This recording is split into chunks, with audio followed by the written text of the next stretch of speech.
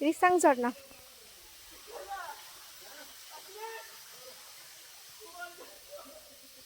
Hello সবাইকে, এখন আমরা আছি খাগড়াছড়ির আলুটিলা পর্যটন কেন্দ্রের ঠিক 2 কিলোমিটার পাশেই হৃদয় মেম্বার এলাকাতে।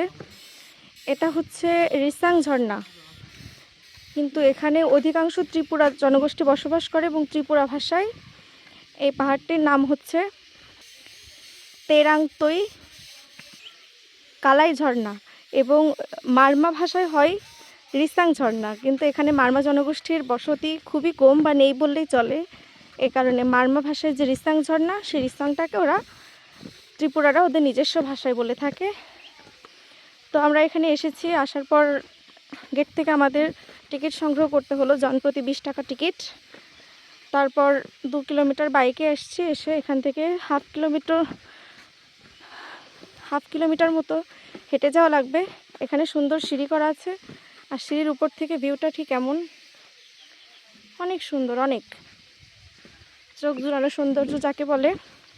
এখান থেকে আমি পাহাড়ের উপর থেকে যে জলরাশি পড়ছে রিসাং ঝর্ণা থেকে, সেই শব্দটা শুনতে পাচ্ছি। আপনারা পাচ্ছেন কিনা আমি জানি না, সঠিক কাছে গেলে হয়তো পাবেন।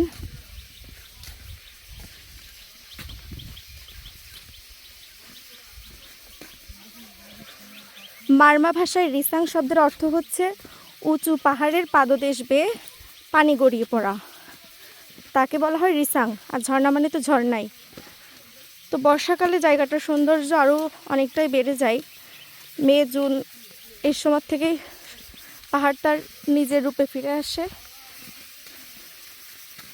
চারিপাশে ঝিঝি পোকার ডাক, সাথে ঝর্ণার কলকল শব্দ, অসাধারণ।